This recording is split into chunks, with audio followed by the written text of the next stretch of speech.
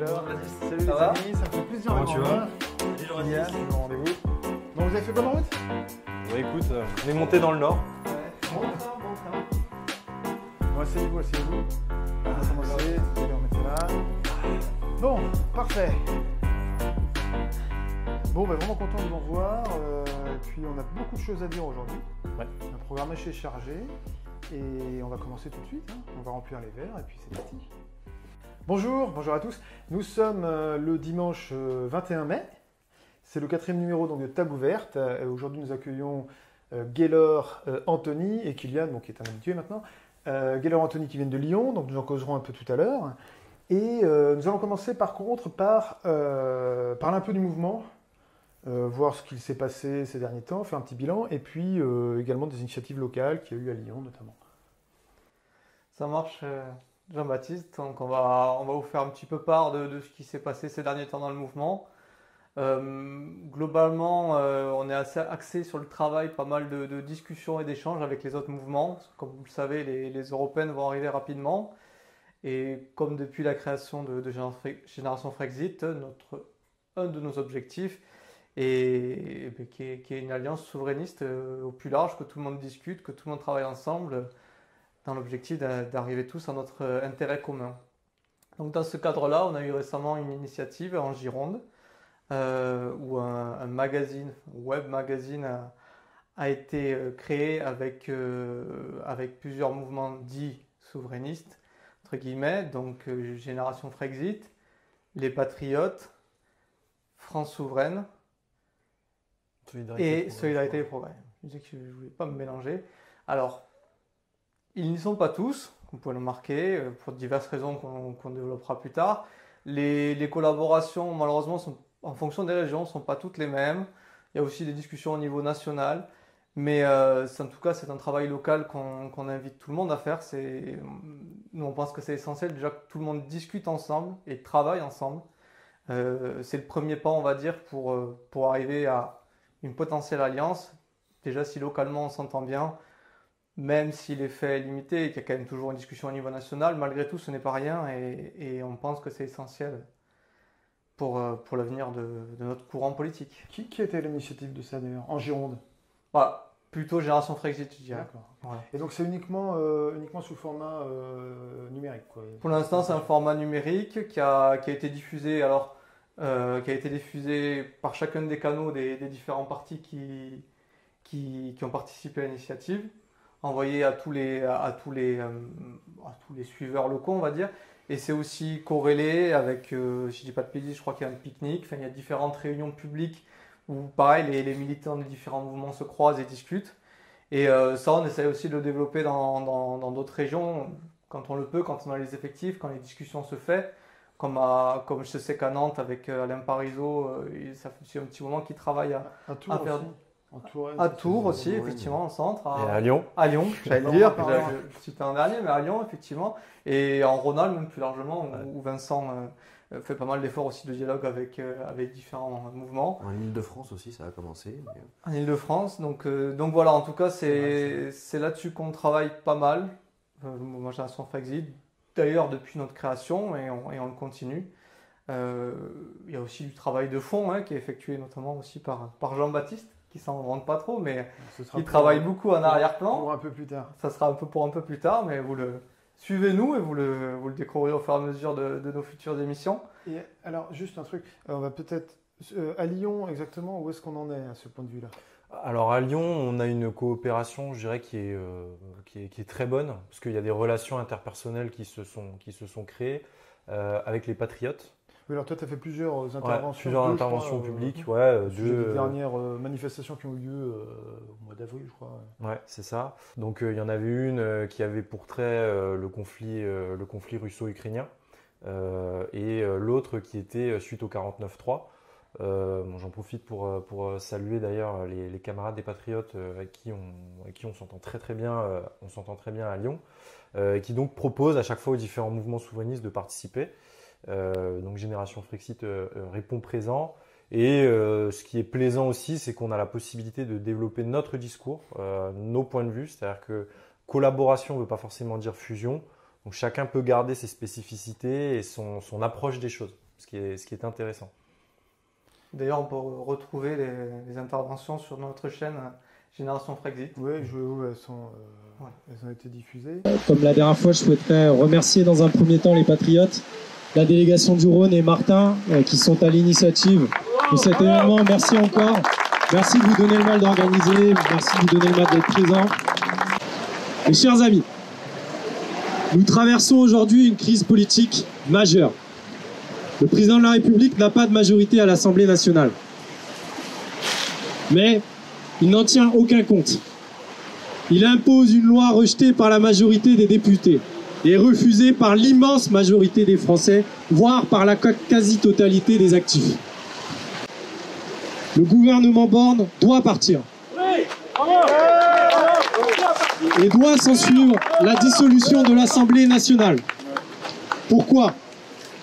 Parce que le juge de paix, c'est le peuple. Et le peuple doit s'exprimer dans les urnes. Et quelle est l'atmosphère à Lyon, de façon générale? Parce que finalement, je ne sais pas si les gens sont forcément très au courant. Que se passe-t-il à Lyon? Que dire des Lyonnais? Oui, c'est ça. Et surtout, quel est l'avenir du souverainisme à Lyon? Est-ce qu'il y a quelque chose est-ce que c'est une terre fertile? Alors je vais peut-être commencer, puis je laisserai conclure le local de l'étape. Enfin, le local. T'es lyonnais depuis plus longtemps que moi. Depuis longtemps. Moi, j'étais dans une terre de mission avant qui était la Bretagne. Je repars dans une autre terre de mission, donc je continue le pèlerinage. En Lyon, c'est compliqué. Pour nous, il n'y a que des terres de mission. Non, il y a des terres qui sont plus favorables quand même. Lyon, Oui, c'est oui. compliqué. Lyon, c'est Il y a compliqué. des terres où la mission est plus avancée. Je crois qu'en 2005, ils ont voté oui au traité À Lyon, de oui. Lisbonne. Ouais. C'est un des rares départements hors Bretagne et Alsace qui a voté oui au traité constitutionnel, enfin l'établissement d'une constitution pour l'Union européenne. Donc c'est compliqué. Alors ce qui est intéressant, c'est que c'est une ville qui est assez vivante politiquement. Elle n'est pas monolithique. Je dirais qu'elle est plurielle. Ça va de l'ultra droite jusqu'à l'ultra gauche. Et donc vous avez tout un gradient au milieu, une vie militante qui est quand même assez développée. Mais ça reste quand même une ville. Ça reste une ville bourgeoise de province, donc voilà, quand il y avait les manifestations pour les retraites, on avait des effectifs. Comparer les manifestations de Lyon, par exemple, et des villes comme Marseille, ça n'a rien à voir. Proportion du nombre d'habitants, c'est très faible. Très, très faible. Et là, pourtant, la mobilisation a été très importante. Et alors, quel est le maire à Lyon, là, actuellement? Notre ami Grégory Doucet. C'est lui, une des mairies remportées par les Verts lors de la dite vague verte. Comme à Grenoble et à C'est ça. Bordeaux. Alors Grenoble était prédécesseur parce qu'ils avaient Alors municipale municipale la période d'avant. Ah, ouais. Donc ça fait la deuxième mandat Est-ce d'affilée. qu'on a droit à quelques bizarreries On a droit à quelques florilèges. Comme on en discutait un petit peu, le maire de Lyon, Grégory Doucet, est quelqu'un qui arrivait là, bon, je ne vais pas dire par hasard, mais il avait été choisi, de ce que j'en sais, avait été choisi un petit peu dans les rangs militants ELV de Lyon. C'était le secrétaire de la section du Rhône. Donc c'est quelqu'un qui est forcément politiquement engagé, assez militant. Et ça se voit quand il est maire, c'est-à-dire qu'il communique, il fait des actions très marquées ELV. Et compétences de maire, alors je ne peux pas me permettre de juger, je ne suis pas assez expert de la politique municipale, on va dire, mais on a discuté avec Anthony, on pense c'est une ville, Lyon, où il y a quand même de l'argent, des moyens, un fonctionnement forcément... Il y a une institution professionnelle qui fait que finalement ça reste quand même assez autopiloté. Et quelle est la part de Grégory Doucet dans les actions faites dans Lyon? Il y a des choses flagrantes à Lyon, je dirais, c'est bête et méchant, mais c'est qu'effectivement ils ont diminué les voies de véhicules pour faire des voies de bus et de vélos. Ça se voit. C'est comme à Paris, ça. Voilà.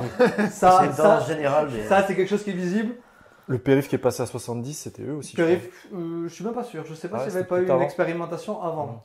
Voilà, donc on a ces actions qui sont visibles. Après, la main verte, on va dire, entre guillemets, sur Lyon, ouais, c'est pas flagrant. Ça donne l'impression d'une politique à la petite semaine, quoi. Je lisais pas mal d'anciens lyonnais, alors quand je dis anciens, c'est on va dire au moins une décennie, qui déplorait une dégradation de l'état général de la ville.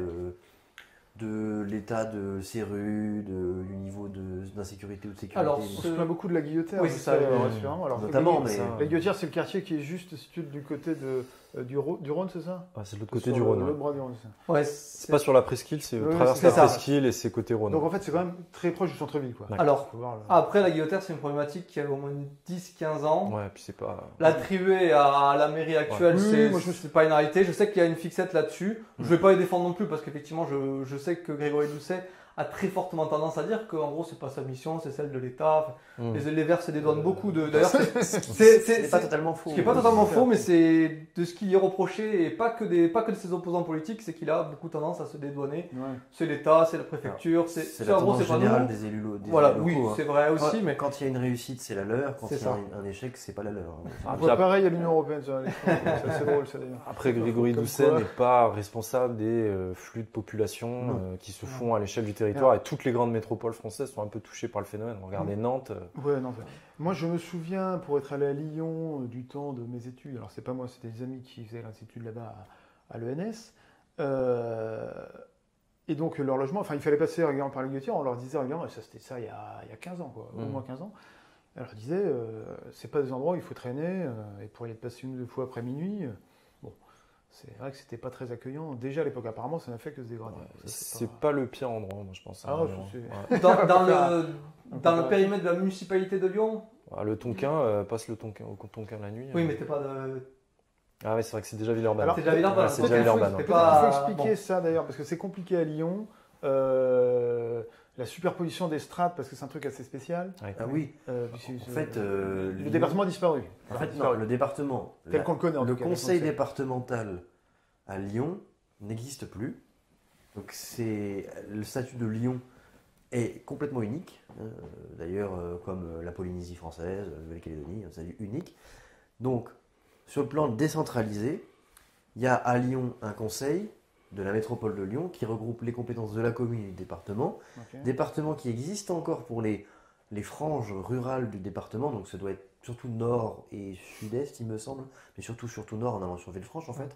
On sort vraiment de l'agglomération lyonnaise. Par contre, le département en tant que circonscription de l'État, département donc, qui est à la tête duquel se trouve un préfet, existe toujours. Et Donc, donc- pour l'État, le département du Rhône existe toujours. Mm.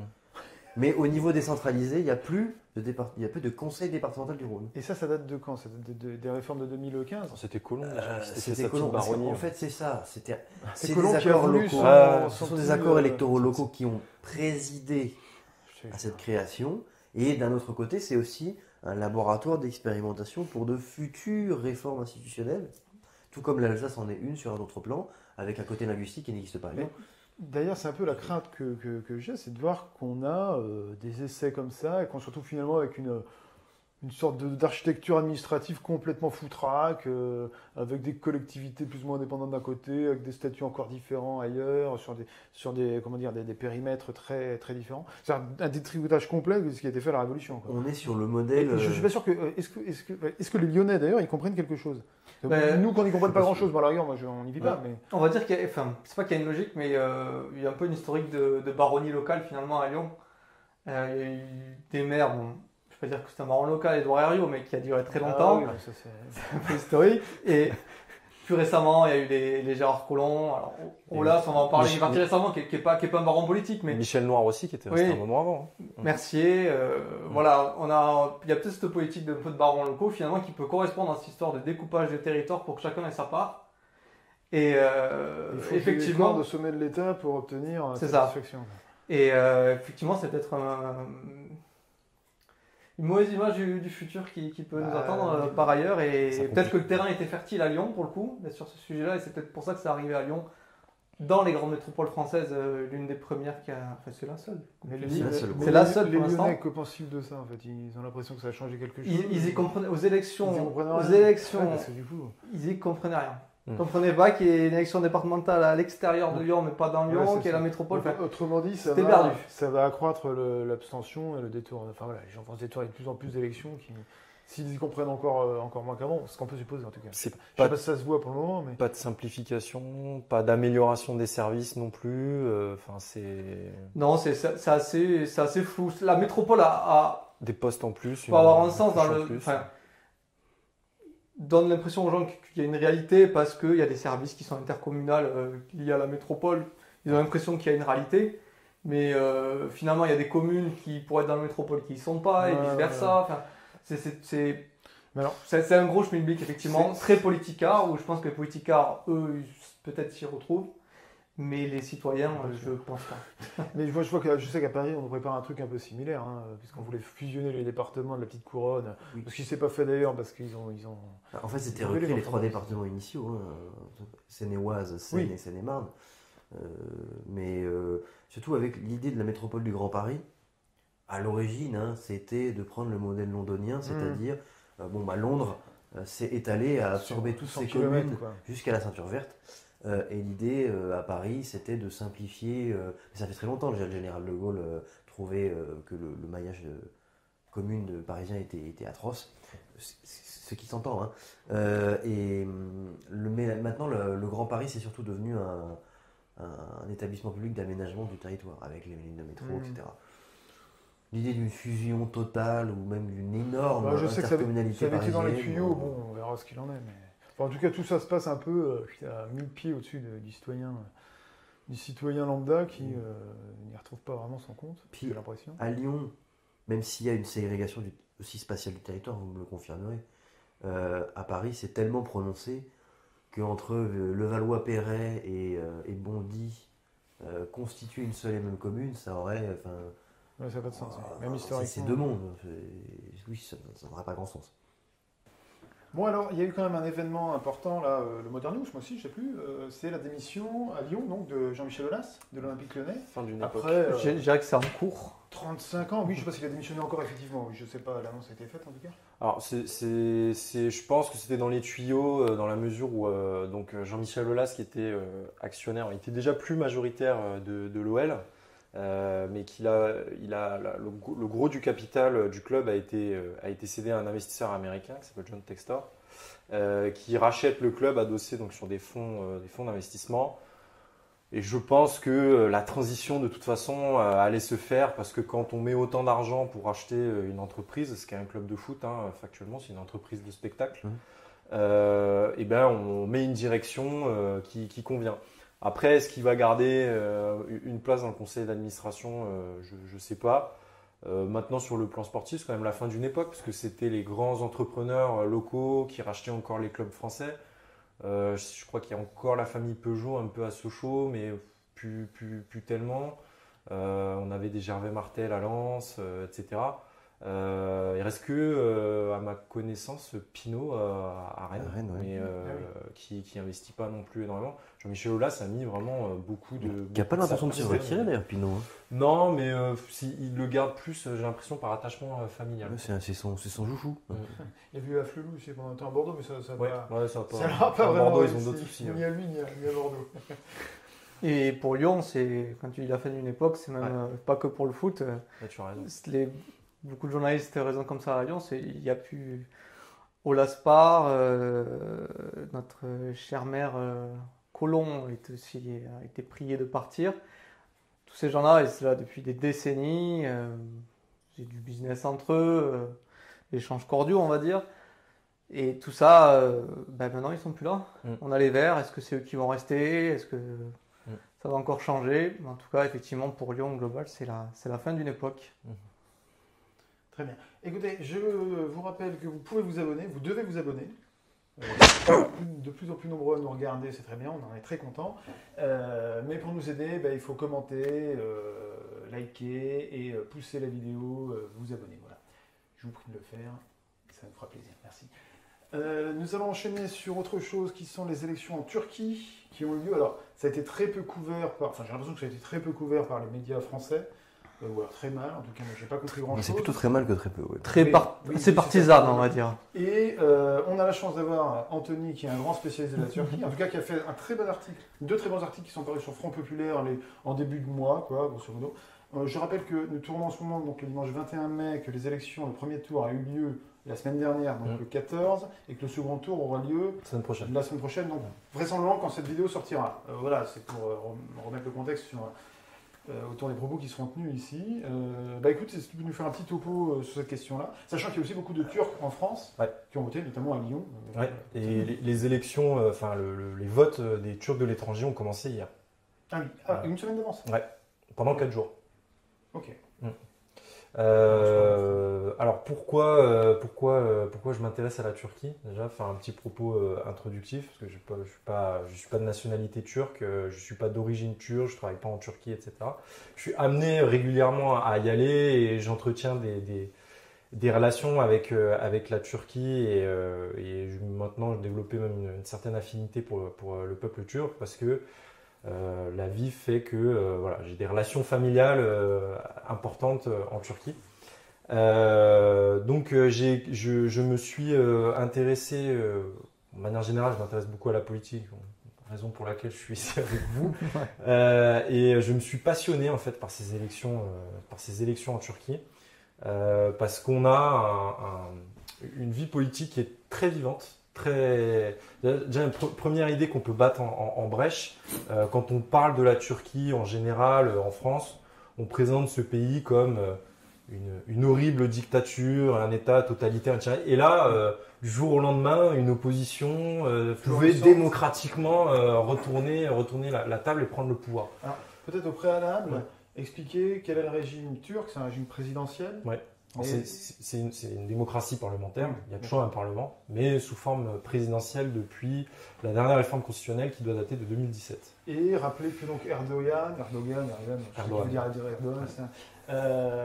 est président depuis 2003, 2004. Non, en fait, il est président depuis 2018. Avant, il était Premier ministre. Parce que c'était c'était une vraie démocratie parlementaire classique, avec un parlementarisme comme en Angleterre, comme les autres démocraties de ce type-là, où le pouvoir était concentré sur le Premier ministre et le président avait plus un rôle un peu. Alors après, ce qui se passait souvent, c'est qu'en Turquie, vous avez des hommes forts par décennie qui s'imposaient et ils prenaient d'abord la tête du gouvernement, devenaient Premier ministre, puis mettait un affidé comme Premier ministre et devenait président. Ce qu'a fait Erdogan notamment avec Ahmet Davutoğlu pendant l'un de ses mandats. Ce qui leur permettait de conserver l'influence. Oui, tout à fait, parce qu'ils étaient toujours chefs du parti, donc voilà. Erdogan, par contre, en Turquie, est là depuis 2003.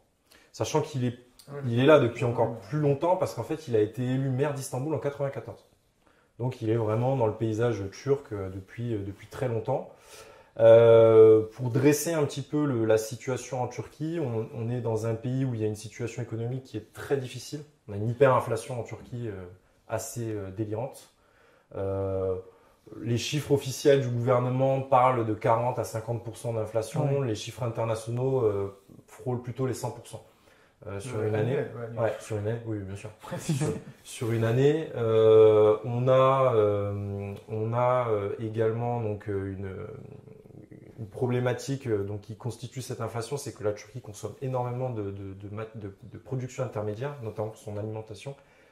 C'est pas un pays qui a une balance commerciale bénéficiaire, malgré la faiblesse de sa monnaie. Ils n'ont pas d'agro-industrie. Ils en ont, mais par exemple, ils ont de la minoterie. Mais la minoterie, elle est alimentée par le blé ukrainien et russe. Et ça, effectivement, alors entre le Covid, la guerre en Ukraine, etc., ça n'a pas amélioré les choses, même si la crise était antérieure. On a beaucoup reproché également à Erdogan sa gestion de la politique monétaire.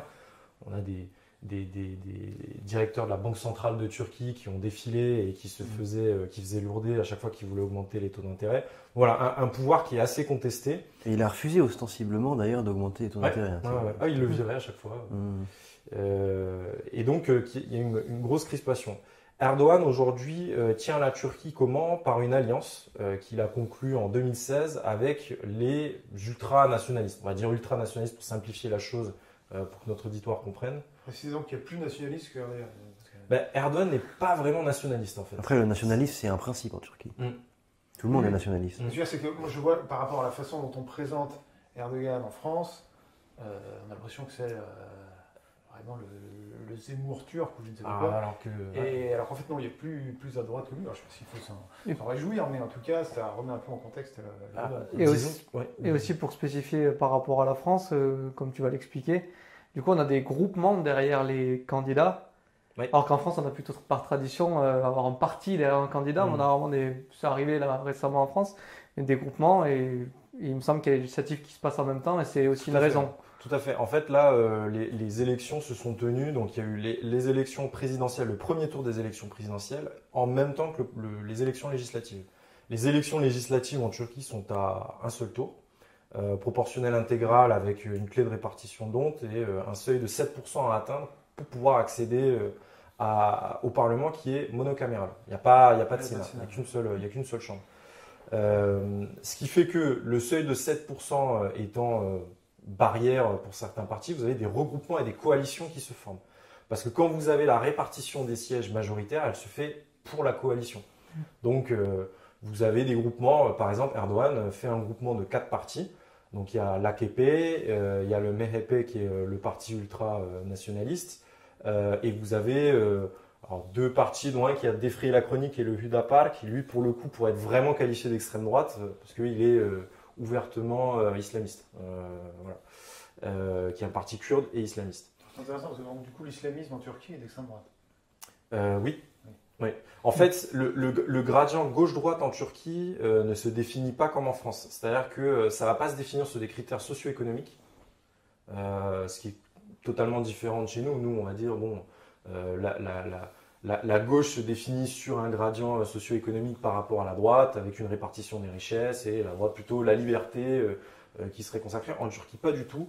L'axe droite-gauche va plutôt se répartir selon si l'on est pour la laïcité, le maintien de la République, et si on va plutôt être islamiste ou islamo-conservateur. Voilà. Ce qui fait que pendant très longtemps, les partis de gauche étaient autoritaires et étaient donc pro-laïcité, mais maintenaient une autorité très forte de l'État pour maintenir la laïcité en Turquie. Et les partis islamistes ou conservateurs étaient plutôt très libéraux parce qu'ils savaient que s'ils libéraient en fait la société turque, elle se réislamiserait naturellement. C'est ce qu'a fait Erdogan, notamment au début de sa prise de pouvoir. Et il faut voir, je vous invite à regarder les interventions des journalistes européens sur la prise de pouvoir d'Erdogan dans les années 2000. C'est fantastique. Il était présenté un peu comme comme on a les démocrates chrétiens, lui c'était un démocrate musulman. C'est le discours qui a été tenu à propos des frères musulmans égyptiens aussi. Tout à fait. Après la chute de Moubarak, il a été présenté comme tel. Les frères musulmans égyptiens ont été présentés comme l'équivalent des démocrates chrétiens à l'italienne. Le progressisme dans un. C'est la CDU.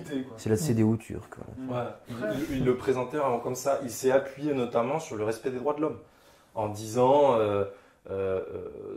chaque femme doit avoir la liberté de pouvoir porter le voile, nous devons avoir la liberté de religion, etc. Alors que, on va voir ce que c'était que le kémalisme en Turquie, il y avait une vraie pression de l'État sur la société pour la maintenir dans la laïcité et neutraliser le fait religieux.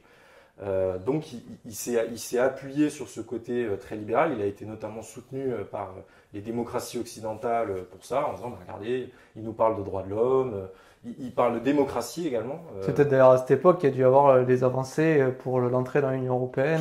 Tout à fait. Ouais. Le traité constitutionnel de 2005 a été écrit conjointement avec la Turquie. D'accord. Et c'était focalisé d'ailleurs, toute une partie de l'opposition non, c'était focalisé sur la question on va faire adhérer la Turquie, etc. Oui, parce que comme il y a 2005, donc on est juste après les 10 adhésions des anciens pays du bloc de l'Est et on est 2 ans avant la Roumanie et la Bulgarie. Donc la Turquie semblait naturellement être le débouché suivant. D'ailleurs à ce sujet. Alors c'est plutôt en stand-by. Par exemple qu'Erdogan ne soit pas réélu. Alors qu'est-ce qu'il en est à ce sujet-là? Il y a des possibilités, des probabilités qui... Alors pour faire une petite analyse rapide des résultats, donc on a Erdogan avec sa coalition qui arrive en tête des législatives, donc il aura la majorité au Parlement quoi qu'il arrive. La coalition d'opposition, et là il faudrait quand même en dire un mot parce qu'elle est très mal présentée, je trouve le sujet très mal traité en France, qui est en fait une coalition qui embrasse beaucoup plus large que la gauche.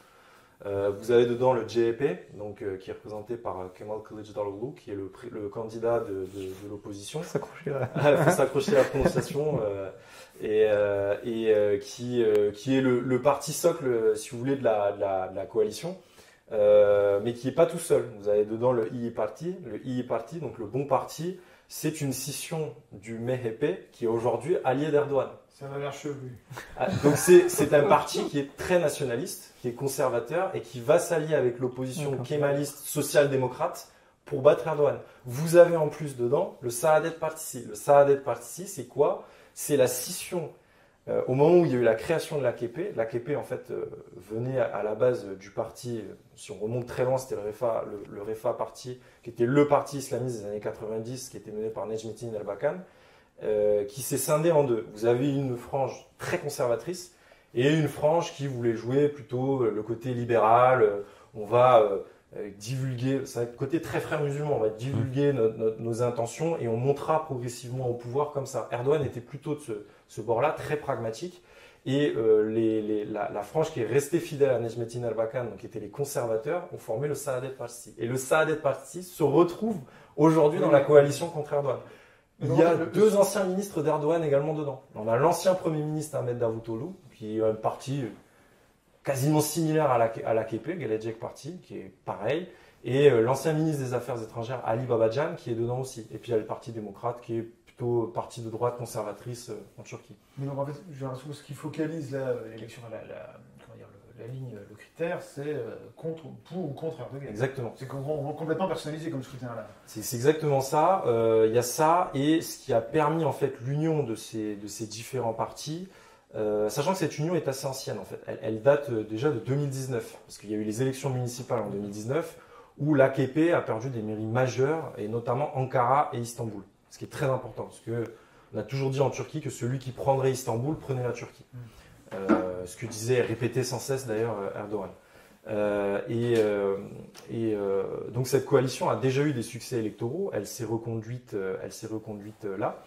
Et il y a un autre point aussi qui a permis de souder en fait ces différents partis, c'est de changer la constitution et de revenir à un régime parlementaire strict, avec un Premier ministre qui dépend du Parlement et qui est responsable devant lui. Parce que la présidentialisation du régime fait que aujourd'hui Erdogan ne peut plus être renversé par le Parlement.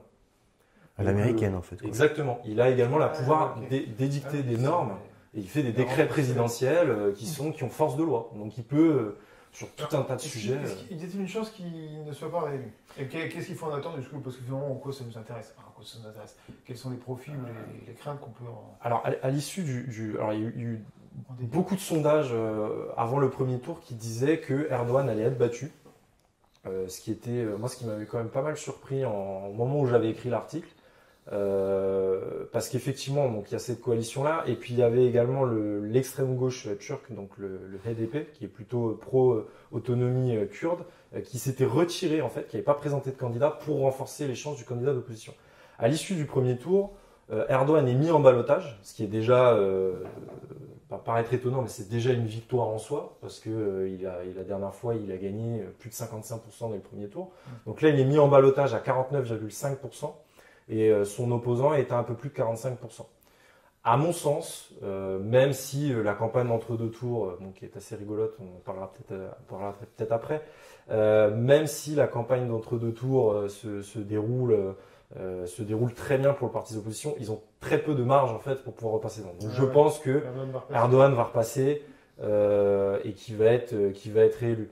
Mais c'est une machine de guerre en campagne. Il a une dynamique de campagne qui est très forte. Il a les médias principaux, les médias publics qui sont tous derrière lui.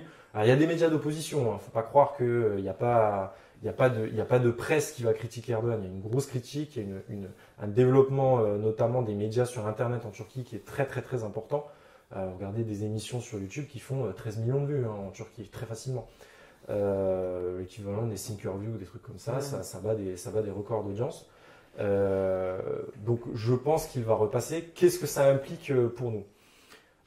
Je pense qu'il ne changera pas de position vis-à-vis de l'Occident de manière générale. Tu veux dire si l'opposition... Non, si Erdogan, repasse. Si l'opposition passait, il y aurait eu indéniablement un rapprochement avec le camp occidental. Parce que le JEP, donc, qui était à la tête de l'opposition, est un parti pro-occidental. Ils ont beaucoup de liens avec des partis sociodémocrates européens, notamment le SPD allemand. Et donc... on aurait entendu à nouveau parler de l'entrée de la Turquie dans l'Union européenne en disant regardez, on va profiter de ce moment de grâce pour faire rentrer les Turcs et les maintenir avec nous et maintenir un état de droit de manière permanente en Turquie. Ce qui pouvait également se justifier pour eux d'un point de vue économique parce que vu la décote de leur monnaie, adhérer à l'euro pour un Turc, c'est quelque chose qui semble assez inespéré. Alors ce qu'ils ne voient pas par contre derrière, c'est que la Turquie est un état social, un vrai état social, où on a un système de retraite par répartition qui est très performant. Vous n'avez pas d'âge légal de départ à la retraite, vous faites 25 ans de cotisation, vous partez à la retraite en Turquie.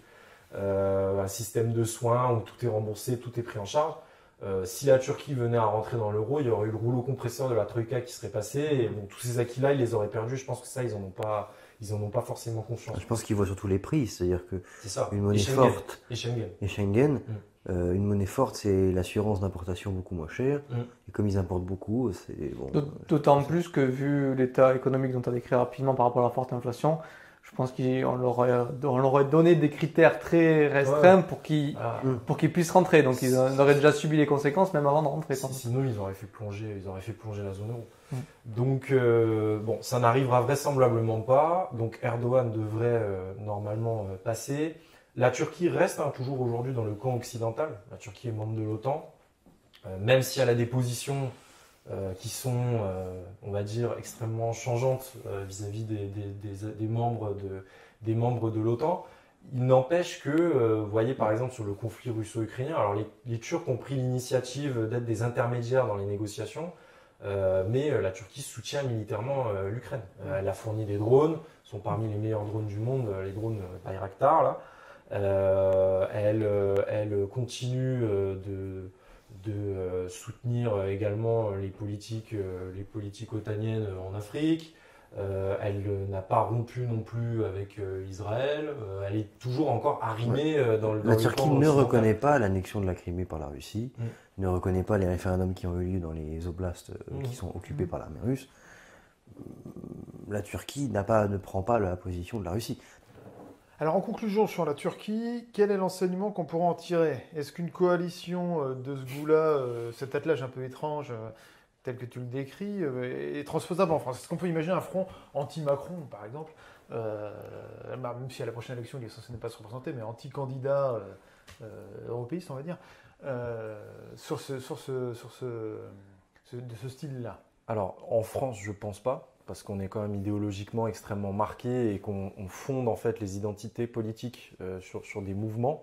Et donc c'est très compliqué pour quelqu'un qui se dit de gauche en France, par exemple, de se mettre avec quelqu'un qui serait étiqueté à droite. Oui, parce que c'est un peu ce que tu proposes. Enfin, quelles sont les transpositions qu'on peut voir? Si tu transposais à la France, alors c'est très drôle. Alors c'est très drôle. Kılıçdaroğlu ressemblerait un peu à François Hollande, un peu dans le personnage. Voilà, bon, peut-être un peu plus vieux, mais assez débonnaire. Ça fait rêver. Non, mais c'est pas. Non, mais ce que je veux dire, il est premier secrétaire du parti depuis très longtemps. Il est social-démocrate. Voilà. Il y a donc dans son alliance Meral Akşener, ce serait une dissidente du FN qui aurait rejoint François Hollande. Le Saadet Party, ce serait imaginer qu'il y ait une scission avec Civitas et que les plus conservateurs de Civitas se mettent à rejoindre François Hollande. Le Parti démocrate, ce serait le Parti démocrate, ce serait frange à droite de LR. Bon, c'est LR, c'est droite, Parti démocrate. C'était le parti de Turgut Özal dans les années 80. Donc, quoi? Un truc comme le modèle? Un truc à la. Non, un peu plus à droite quand même. Un truc à la. Ouais, voilà. Avec des anciens ministres d'Erdogan. Donc on imagine qu'il y aurait, je sais pas, Erdogan étant islamo-conservateur, ce serait plutôt une ligne Fillon dur, quoi. Fillon allié avec Sens commun, Civitas et le FN. Et là, pendant l'entre-deux tours, et après vous avez l'extrême gauche, donc qui serait un peu l'équivalent de la France insoumise en France, qui a rejoint donc cette liste qui serait menée par François Hollande. Et là, dans l'entre-deux tours, ce qui est très drôle, c'est que vous avez le troisième homme, donc Sinan Oğan, qui a fait 5%, qui est l'homme aujourd'hui le plus courtisé de la Turquie. Qui lui est aussi un dissident du parti MHP, donc ultranationaliste, et qui lui a fait le cœur de sa campagne sur le rejet de l'immigration syrienne et de l'immigration arabe en général. Donc qui serait l'équivalent du Zemmour turc. Et donc qui est courtisé par François Hollande qui veut accéder. Voilà. Et avec lui, alors parce que lui c'était quand même le plus présentable, parce qu'il est adossé à un parti qui s'appelle le Zafer Parti, qui est un... qui est un peu qui est parti d'extrême droite turque, voilà, toujours très hostile à l'immigration et dont le président est une sorte de Jean-Marie Le Pen turc, voilà, habitué à des sorties et qui lui, ça y est, a conclu l'alliance avec Kılıçdaroğlu. Ils ont pris des photos ensemble. Donc en fait, ils sont d'un pragmatisme assez déconcertant, tout à fait.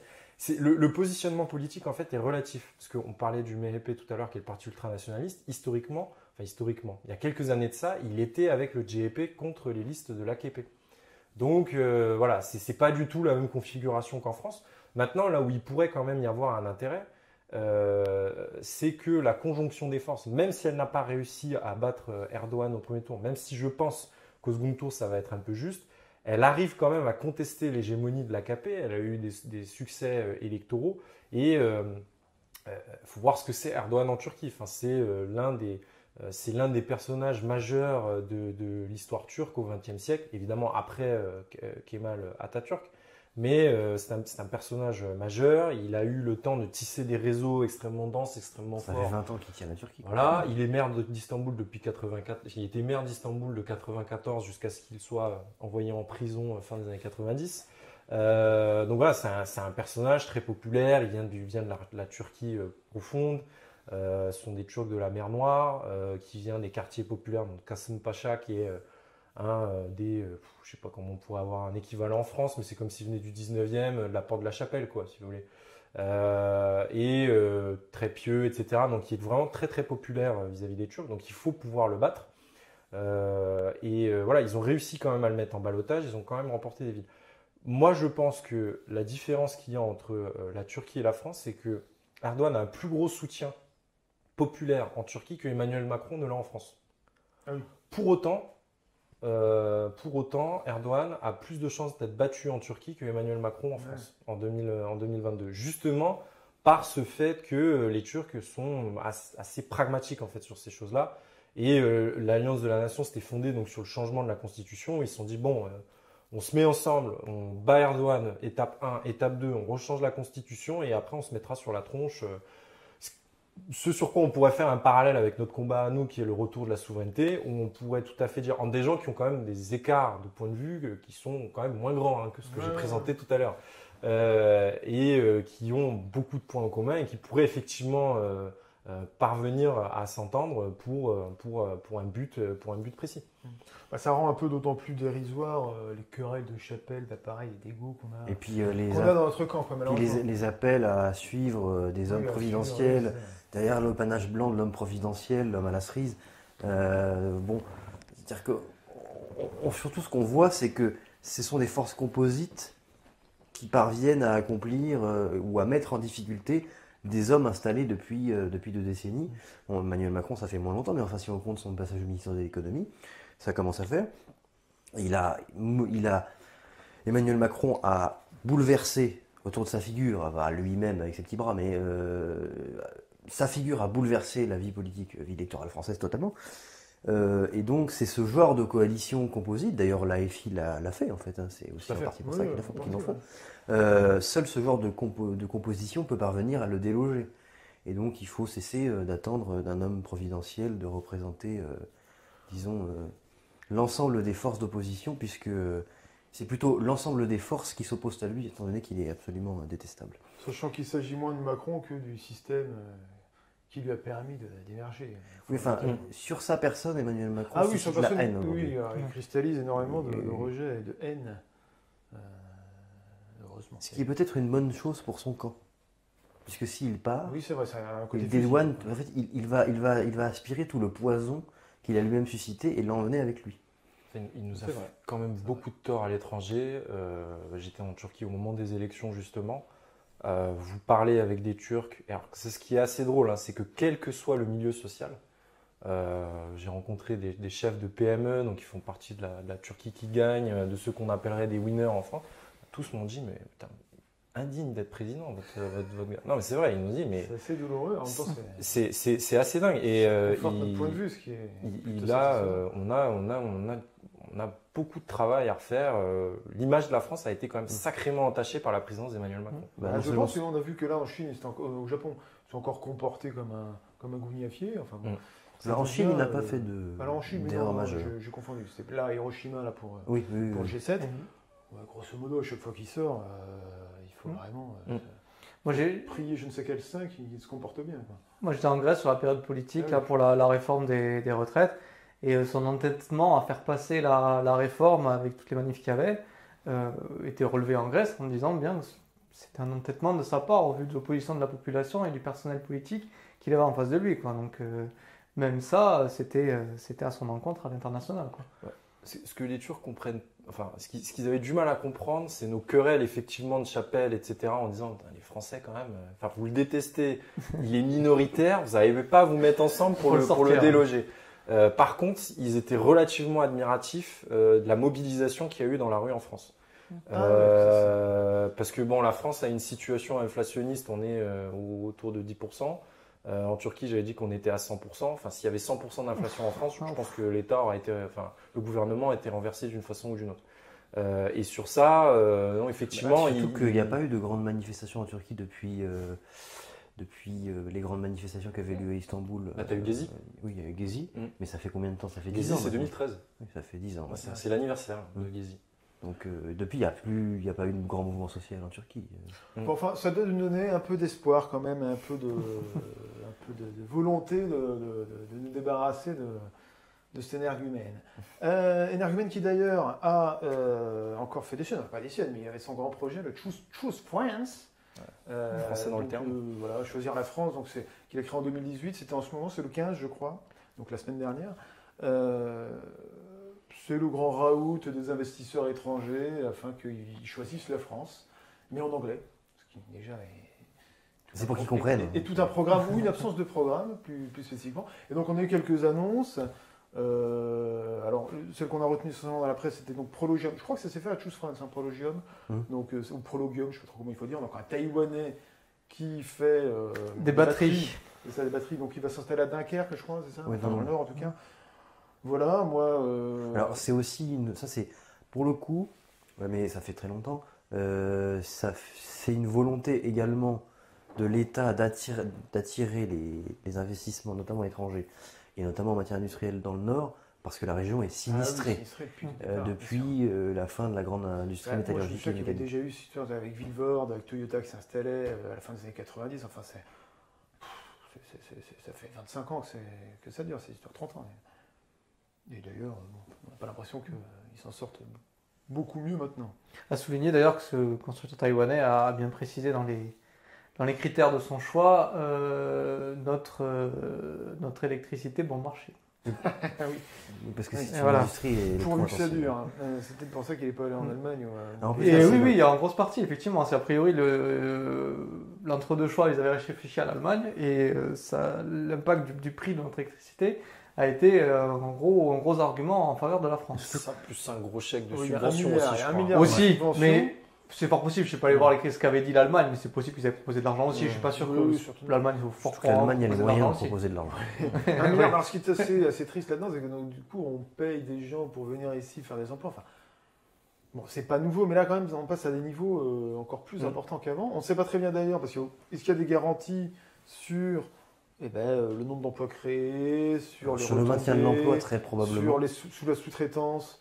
Il y en a, mais La durée, voilà, la durée. Parce que, évidemment, dans le cadre de l'Union européenne, ils peuvent partir, alors du jour au lendemain, peut-être pas, mais en tout cas, ils peuvent partir dans 2-3 ans s'ils veulent prendre leur clic, leur claque. Et si l'électricité est moins chère aux Pays-Bas ou même en Belgique, ils ont 50 km à faire. Hein. Et personne ne pourrait les en empêcher. Alors, je ne sais pas s'il y a des instruments juridiques, a priori non, pour ce genre de choses. pour empêcher. C'est priori donc. Alors, bon, il y a les affaires, tout ce qui est les activités stratégiques, mais là, étant donné que c'est un investisseur étranger, et c'est pas un rachat de boîtes françaises. Oui, c'est une implantation. Donc c'est une implantation, donc ça ne jouerait pas, à moins qu'il y ait une nationalisation, parce qu'on peut nationaliser un opérateur étranger. Ouais. C'est pas du tout dans l'air du temps. C'est Ouais, pas bah, du tout dans l'air du temps, mais c'est possible. Hein. Après, tu peux avoir des conditions à l'octroi de la subvention. Oui, il peut y avoir. Et reversement, si jamais, peut-être. Hein, Je me posais aussi la question sur le foncier, parce que alors je sais plus combien d'hectares ça concerne, donc en mètres carrés c'est énorme. Qu'en est-il du foncier? Comment il a été acquis? Est-ce qu'il est acheté par les voies de droit privé habituelles? Est-ce qu'il s'agit pas de terrains issus du domaine privé des communes alentours et donc qui ont été éventuellement fournis à titre gratuit? Il me semble avoir lu que c'est quand même lié un peu à une opération de l'État ou du moins des collectivités locales. Je crois que c'est pas que c'est pas privé. Autrement dit, voilà, on se retrouve dans une situation. Enfin, en fait, c'est une politique de pays du tiers-monde, quoi. En tout cas, en fait, déclassement rapide que fait la France. Hein. Je pense que ce cas-là est plutôt un cas positif. On va se réjouir qu'une usine aussi grosse Oui, vienne s'implanter en France. Après, ce qu'il faut critiquer, et je pense qu'il est plus intéressant, c'est le principe de ce type de manière d'essayer de développer l'économie. C'est-à-dire, comme Oui, tu c'est dis, on vient mendier, quoi. Venez donner votre argent en France. Venez investir votre argent en France. C'est un peu à la petite semaine, quoi. Il n'y a pas de plan, il n'y a pas de planification. Quand la France devient une puissance industrielle, il y a l'État derrière. Et l'État décide, par exemple, de désenclaver tel territoire et de mettre Airbus ou de mettre à Lannion tout ce qui était télécom, etc. Et on avait une planification, on avait un plan. Là, moi, l'impression que ça me donne, c'est qu'effectivement, Emmanuel Macron fait des coups. C'est un homme de coups, il fait des coups de com'. Si c'était des batteries, c'était bien. Si c'était autre chose, c'était bien aussi. Mais il n'y a pas de réflexion d'ensemble sur l'investissement. La meilleure démonstration, c'est qu'il y a des batteries, c'est très bien, mais ensuite, batteries, on n'a pas besoin. On a besoin parce qu'elles sont intégrées à des voitures, je suppose que c'est ou des véhicules. C'est surtout pour ça. C'est pareil. Est-ce qu'on a une chaîne de fabrication?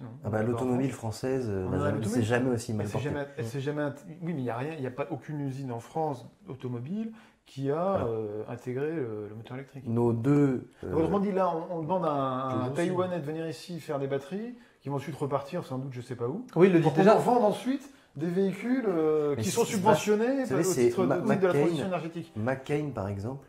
C'est délirant. Et d'ailleurs, c'est pour ça que Dunkerque d'ailleurs était un des choix parce qu'effectivement, ce constructeur s'attend à en exporter une grosse partie en fait. C'est pas spécialement pour le territoire français. Il est venu là parce qu'il avait des avantages au territoire français, mais comme tu dis, il n'y a pas de logique globale.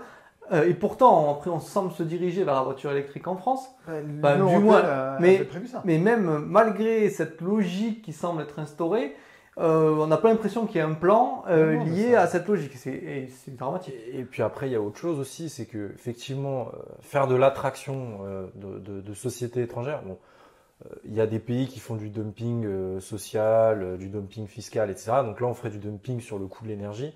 Qu'est-ce qu'on y gagne après? Parce qu'effectivement, il y a des emplois là, à un instant T. Déjà, on ne sait pas sur quelle durée.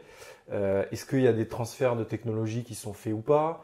Est-ce qu'il y a des accords avec des sous-traitants locaux? Est-ce qu'il y a tout un écosystème économique qui va se créer? Parce que si effectivement on a la matière première qui arrive, qui est transformée, qui repart tout de suite à l'exportation, alors certes on va avoir des circuits logistiques qui vont se développer un peu, mais économiquement c'est pas, voilà, c'est tout de toute façon sous le mandat Macron fonctionne comme ça. C'est de la petite semaine, c'est du petit coup de com'. Il n'y a pas de réflexion d'ensemble, c'est pas quelqu'un qui se projette. Emmanuel Macron a une présidence pile gadget. Parce que c'est vraiment symptomatique de sa présidence et de ce qu'il a été.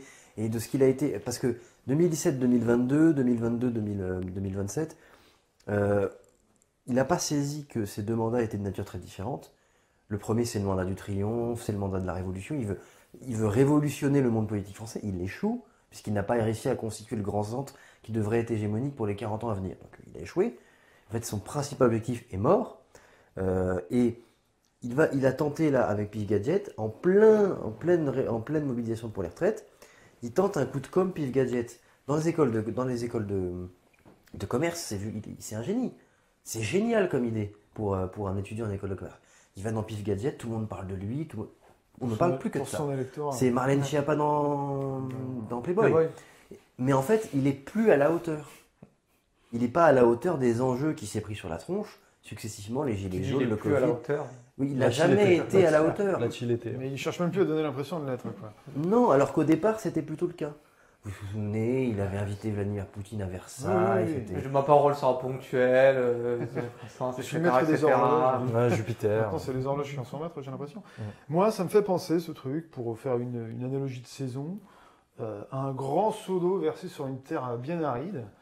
Alors, on se dit, ah, génial, c'est la fin de la sécheresse, et puis en fait, rien ne va pousser.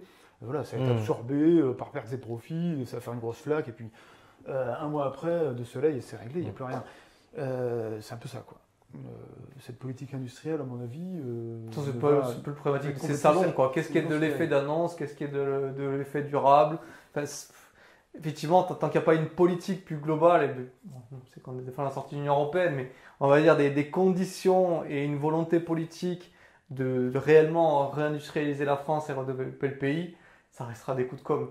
Et je pense que si on avait vraiment une politique qui poussait, je veux dire, les investisseurs, ils le voient quand il y a de l'argent à mettre et c'est que ça se développe. Quand vous faites tous ces grands coups de com', si vous êtes obligé d'aller les chercher, déjà, moi, de mon point de vue, c'est pas bon signe. Quand vous commencez à aller chercher les gens pour qu'ils mettent de l'argent, Ça fait penser un peu à l'élu local qui cherche à ce que la PME vienne s'installer sur le territoire de sa commune et pas de celle d'à côté. Quoi. C'est un investissement de projet. Tu sais, c'est comme... On parle de la France, quoi.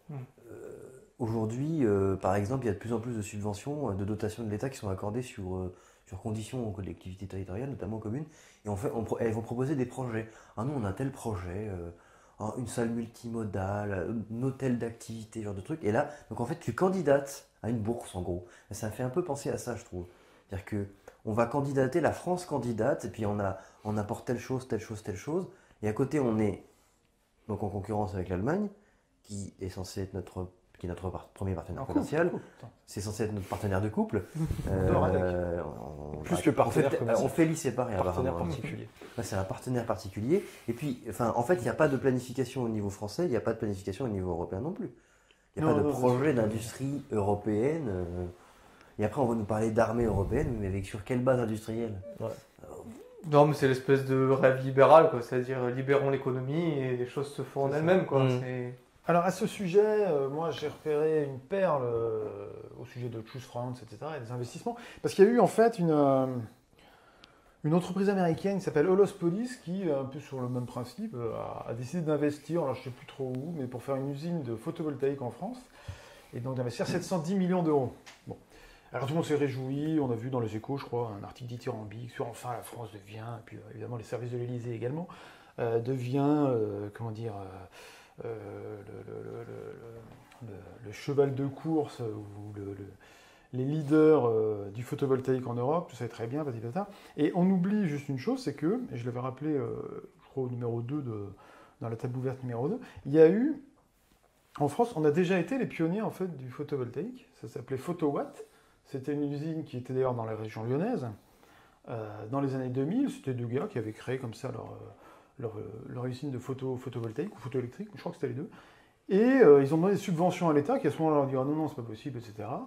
Et puis ils se sont fait bouffer par la concurrence chinoise qui est arrivée dans les années 2010, quoi. Ils ont mis la clé sous la porte, et puis on a ensuite importé du photovoltaïque chinois subventionné. Dans les années 2000, l'entreprise Photowatt, située dans la banlieue de Lyon, est un fleuron européen des panneaux solaires. Le renouvelable se développe alors et le savoir-faire français est extrêmement avancé. Les perspectives sont radieuses et pourtant... Je me retrouve, moi, en concurrence avec des panneaux chinois où j'ai un écart de prix de l'ordre de 20 à 30%. Il est donc extrêmement difficile de se battre face à ça parce que mes clients peuvent accepter de payer 10 à 15% de plus parce que c'est made in France, mais 10-15%, c'est pas 30%.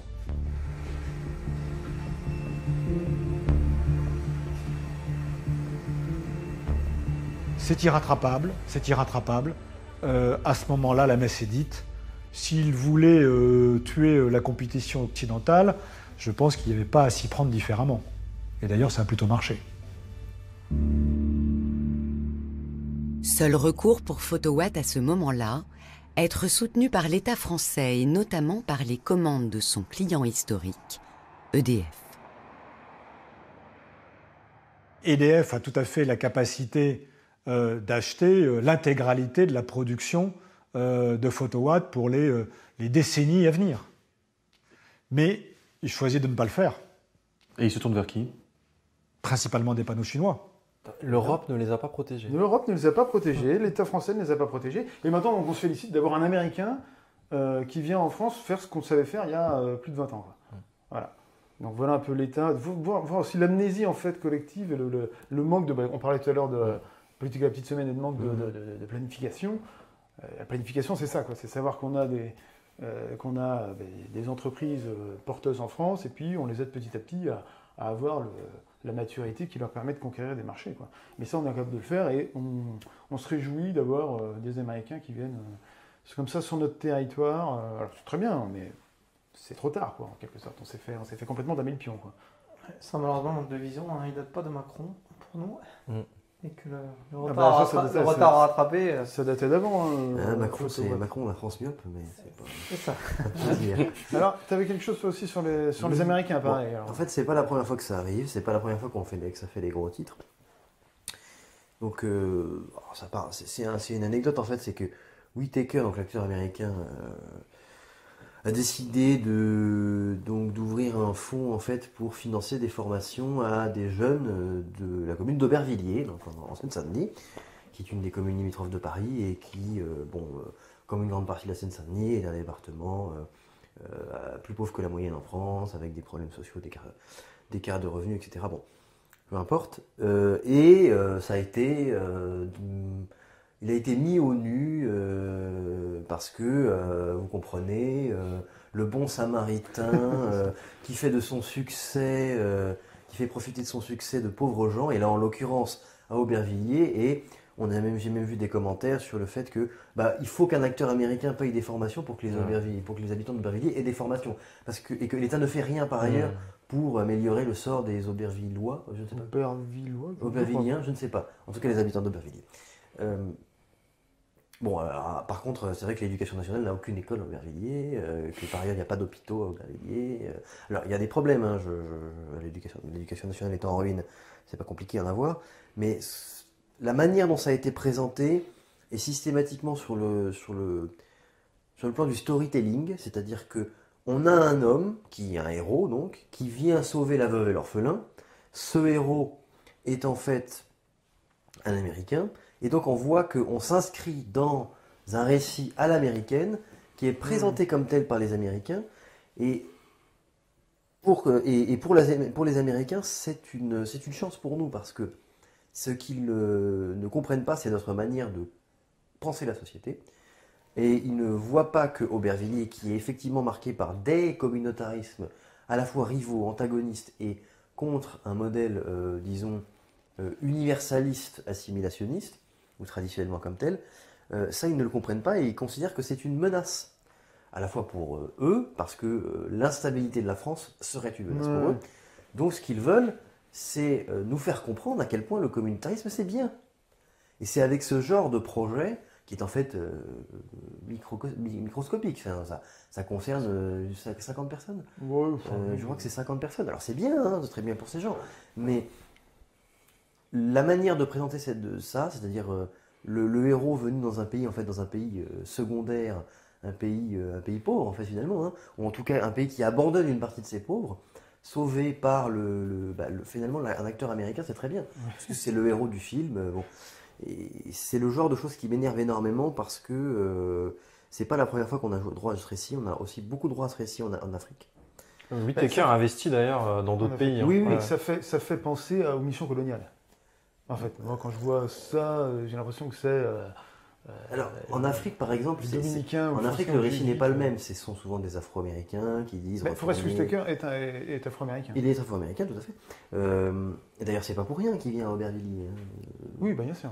Je crois qu'il y était pour un film, si je dis pas de bêtises, pour le tournage des Misérables ou quelque chose comme ça. Oui, c'est ça. En fait, ils étaient venus tourner Les Misérables, parce que ça se passe à Aubervilliers, une scène qui se passe à Aubervilliers, qui n'avait pas grand-chose à voir à l'époque, enfin bon, peu importe. Et il s'est dit, oh là là, c'est extrêmement pauvre ici quand même. Comme si aux États-Unis, il n'y avait pas d'Aubervilliers puissance 10, il a qu'à aller à Détroit, il verra bien. Enfin, bon. Et il s'est dit, il faut absolument faire quelque chose pour ces pauvres petits Français qui sont comme moi d'origine africaine. Quoi. Grosso modo, c'est ça, quoi, l'idée. Surtout quand vous voyez parce qu'il y a des documents qui ont été produits par une fondation, par sa fondation, et vous voyez la liste des pays sur lesquels la fondation est intervenue. Donc il y a le Soudan du Sud, il y a l'Afrique du Sud, il y a la France, donc on voit que en fait, c'est ciblé, c'est-à-dire que là encore, c'est toujours dans le storytelling. C'est un peu wakandesque. Puis après, ça alimente un discours victimaire aussi, Tout à qu'on fait. connaît très bien. Voilà, l'État délaisse les banlieues, ne met pas d'argent dedans. Voilà. Enfin, bon, bref. Et puis, il y a habituel. Alors, s'il avait fait ça à Pointe-à-Pitre, j'aurais dit tant pis pour nous. C'est-à-dire qu'on le mérite. Parce que Ou à Mayotte. Ou à Mayotte. Pour le coup, ces territoires sont à l'abandon, en partie. Donc, Mais tu peux pas dire que les banlieues la parisiennes. quantité d'argent public déversé dans les banlieues. C'est toujours la manière de faire américaine, c'est-à-dire que il me semble que c'est une antenne de son association, si je ne dis pas de bêtises. Enfin, en gros, il vient avec sa manière de faire. Moi, je vais vous expliquer comment on s'occupe des personnes qui. Bon, bref. Au lieu de. À la limite, il veut donner son argent pour aider la France. Tant mieux, vas-y, donne-nous de l'argent. Mais finance des associations locales. Il y en a, je suis sûr, si je vais vous verrouiller, des associations qui sont là Vous savez, pour aider. Il y en a l'État plein. accepte les dons. Oui, voilà, c'est ça. Fais des dons. Vraiment, c'est possible de donner. On invite M. Whittaker à faire un don à la France. Il n'y a pas de problème. On le fait avec grand plaisir. De façon générale, ça se greffe un peu sur un projet de financement, effectivement, par le biais d'associations, des banlieues françaises par les Américains. Et on sait que Rokhaya Diallo, par exemple, a profité de ce genre de choses. C'est-à-dire que... Pas que. Il n'y a pas que les Américains. Ah oui, bien sûr, non, il n'y a pas que les Américains qui font ça, ça on est d'accord. Mais voilà, on sait qu'il y a une volonté de faire venir les jeunes pousses et les jeunes graines de banlieue françaises aux États-Unis, leur faire vivre la vie rêvée et ensuite d'avoir des relais d'influence comme ça au sein de communautés qui sont extrêmement poreuses à ce discours-là. C'est ça le gros danger, c'est qu'il y a un effet de levier qui est considérable. Quel était tu avais un petit scandale au-dessus, enfin scandale, je sais pas si c'est un scandale, mais c'est pas un scandale, bizarrerie, on va dire. C'est ça, en tout cas, quelque chose qui dégrade encore un peu l'image peut-être de la France ou de sa capacité à organiser des événements. Ouais. Donc c'est lié aux Jeux Olympiques qui ont commencé à rentrer de l'actualité et puis qui vont plus nous lâcher, je pense, maintenant jusqu'à 2024. Ouais, c'est dans un an, ouais. Ouais, je pense que là, on est rentré dans la séquence politique des Jeux Olympiques. Forcément, il y a une partie politique, comme toujours. Donc il y a une actualité qui explique que certains résidents du Crous ont reçu un message de la part du Crous leur expliquant que soit s'ils prenaient un logement pour la session à venir scolaire, ils devaient le rendre à juin 2024, et puis ceux qui étaient déjà de la même période, que pour la même raison, ils ne pouvaient pas le garder entre juin et septembre, si je ne dis pas de bêtises, 2 mois, en juillet et août, c'est ça. L'été. Pourquoi ? Parce qu'une partie de ces logements vont être mis à disposition, de ce que j'ai compris, aux bénévoles des JO et autres personnels qui viendraient aider de l'extérieur. Qu'on optimise on va dire, le parc immobilier parisien pour cet événement, ça paraît logique. Notamment que je pense qu'il y a beaucoup de résidents du Crous qui, de toute manière, effectivement, n'y sont pas l'été. C'est plutôt une bonne chose. Ce qui est gênant, c'est que toujours dans la même manière de favoriser l'événementiel, il y a quelques étudiants qui, eux, c'est leur résidence principale. Ils ont parfois pas de famille ou pas de moyens de retournement et c'est chez eux en fait cette résidence du Crous. Et même à cela, alors ça marche pas pour toutes les résidences du Crous, mais pour certaines qui ont été ciblées, donc j'imagine celles qui sont proches des événements, ils n'ont pas le choix en fait. On va leur proposer sans doute un relogement, mais ça veut dire qu'ils vont déménager en juin, ils vont devoir réaménager en septembre. Oui, puis on va leur proposer un logement. On va leur proposer un logement, c'est pas sûr, ça dépend un petit peu à quel frais, etc. C'est pas garanti. Et tout ça, pourquoi ? Parce qu'on choisit toujours la priorité, c'est-à-dire est-ce qu'on a choisi de mettre en avant les JO, etc. Alors que, bon, peut-être qu'il y a des éléments que j'ai pas, mais pourquoi ces personnes-là, qui elles n'ont pas le choix et c'est compliqué pour eux de déménager cette période-là, en quoi ça embêtait qu'ils restent dans leur résidence en même temps que les bénévoles du JO, etc. Pourquoi choisir ces logements vacants là ? Oui, voilà. ou les rendre vacants ces logements-là. Sachant que Déjà, il y a des logements vacants dans Paris. Après, il parlait des internes. Alors, Bon. pour le Ce qui coup, manque. Voilà. c'est ce que j'ai compris. Il y a la cité universitaire hein, au sud de Paris. C'est ça. Au sud C'est de un Paris. comité interministériel qui s'occupe de C'est cette ça, mission-là, qui a un nombre de logements à trouver. Alors pareil, pourquoi il y a cette demande actuellement? Est-ce parce qu'on parlait peut-être de contraintes budgétaires, parce que le budget a explosé des JO, donc ils cherchent des économies? Alors je vais pas trop... Là je fais des hypothèses, mais bon. Alors, les Peut-être logements lié. des pauvres sont souvent utilisés pour d'autres choses. Hein. Oui. Par exemple, même pour y loger des gens qui demandent l'asile, par exemple, ou qui vont obtenir l'asile. Donc, bon, c'est encore un exemple de plus. Il y a eu aussi, sur cette même période, un petit peu le scandale des billets des JO à un prix exorbitant, avec les systèmes de Pâques obligatoires, etc., qui ont été beaucoup critiqués. Donc, on avait vendu les JO comme une fête populaire. On va en voir les résultats, mais en tout cas, Il y a eu les morts sur les chantiers, Il y a le travail dissimulé. travail aussi. dissimulé, les 15 000 bénévoles qui vont en fait faire des journées qui pourraient carrément être requalifiés en contrat de travail. Oui, oui. Les bénévoles qui étaient censés d'ailleurs, je sais qu'en banlieue ils en parlaient, ils disaient oh, on va avoir plein de jeunes qui vont être embauchés, puis en fait non. En fait ils vont pas être embauchés, ils vont bosser gratos pour des JO. Enfin, c'est encore une fois un truc. Alors moi je me rappelle un mot qu'avait dit Antoine, qui avait participé aux 2 premiers numéros, qui disait qu'il craignait lui que les JO, je lui dis bonjour hein, s'il regarde, que les JO de Paris 2024 seraient l'équivalent des JO d'Athènes pour la Grèce, quoi. C'est-à-dire que ça avait complètement miné la Grèce. Alors espérons que non, mais c'est vrai que pour le moment, c'est quand même des signaux assez inquiétants qui se profilent. en termes de budget, là, du coup, j'ai lu différents articles un petit peu pour me renseigner là-dessus. Donc, ils étaient partis sur 3,3 milliards au dépôt de la candidature. On en est à 4,3 milliards, mais que pour la partie comité des Jeux Olympiques. Parce qu'à côté, il y a un budget, je crois, pour les transports, la sécurité, la construction qui est annexe à celui du comité. Je crois que quand on totalise tout ça, on est à 8,8 milliards. Et dans les 8,8 milliards, la Cour des comptes a fait remarquer qu'il manquait encore certaines choses qui n'étaient pas comptées, qui auront des coûts indirects pour la ville qui ne sont pas décomptés. Donc, on va arriver à quelque chose qui va coûter 10 milliards à la France pour un événement de 2-3 semaines. Ouais, Et, 3 semaines. et qui ne sera pas, clairement pas remboursé, même si la billetterie est élevée. A priori, c'est 1,4 milliard de rentrée, donc c'est pas ça qui va payer. J'imagine qu'il y a des droits, des publicités, etc. Il y a certains qui vont se faire de l'argent, mais je ne suis pas sûr que ce soit le contribuable. Sachant que Pécresse avait aussi dit qu'il faudrait que les Parisiens devraient avoir quand même la gentillesse, enfin les Franciliens, la gentillesse de ne pas utiliser trop les métros et les transports en commun pendant la période des JO, parce qu'ils seront à saturation. Ils sont déjà à saturation, donc, forcément. Si on y ajoute les je ne sais combien de milliers de personnes, de centaines de milliers de Valérie personnes... Pécresse a annoncé qu'elle allait payer 2 mois de congés payés à tous les Franciliens en juillet-août 2024. c'est ça, parallèlement. On aimerait qu'elle ait dit ça, mais évidemment, elle n'en fera rien. Quelle est... Alors, ma perle, c'était le projet de... Enfin, pas un projet, c'est une proposition de loi, parce que le gouvernement s'est caché derrière la majorité à l'Assemblée pour avancer sur ça. La proposition de loi visant à obliger les mairies à pavoiser le drapeau européen. Et français. Les deux. Et français. Oui, mais le drapeau français, c'est déjà...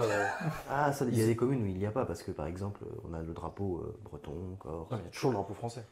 C'est pas une obligation, c'est un usage. Ouais, mais j'ai jamais vu une Non, mairie, c'est vrai, je n'ai jamais vu. Enfin, on peut enchaîner sur le deuxième point, mais c'est qu'on met une obligation légale et dans l'immense majorité des cas, il y a déjà le drapeau européen qui est mis. La chose est plus, moi je la vois comme une affirmation symbolique d'une adhésion au projet européen par la Macronie. Alors, ce qu'il faut savoir, c'est que le drapeau européen avait été prévu dans le traité constitutionnel de 2005 qui a été rejeté par une majorité de Français à 55%. Et que ce drapeau avait été retiré du traité de Lisbonne. Ça c'est partie des éléments symboliques avec l'hymne, avec le mot de constitution qui avait été retiré du traité de Lisbonne pour faire passer entre guillemets la pilule. Et donc là, on revient à nouveau sur ça. Alors que je rappelle que c'est quand même le dernier référendum sur lequel ont voté les Français. On peut peut-être d'ailleurs faire un mot pour notre initiative en matière référendaire. Référendum UE.fr, non c'était point... Org. On souhaite avoir un nouveau référendum sur notre appartenance à l'Union européenne. Enfin, en tout cas, toujours est-il qu'aujourd'hui, le signe, le symbole qui est envoyé, c'est le projet européen passera, que les peuples le veuillent ou non, également dans cette symbolique-là. Alors moi, pour prendre la chose de manière un peu positive, je me dis que on aura un merveilleux feu de joie à faire à la libération lorsqu'on sera sorti de tout ça. En tout cas, merci Gaylor, merci Anthony d'avoir fait le déplacement, merci Kylian d'être fidèle au rendez-vous. On vous dit au mois prochain, en juin, des invités qui ne sont pas encore déterminés. N'oubliez pas de vous abonner, n'oubliez pas de pousser cette vidéo, c'est très important. N'oubliez pas également, si vous êtes intéressé, d'adhérer à Génération Frexit. C'est important pour nous, c'est important pour reprendre le contrôle, puisque c'est l'objectif que nous nous fixons avec ce mouvement. Et je vous dis à dans un mois et à bientôt.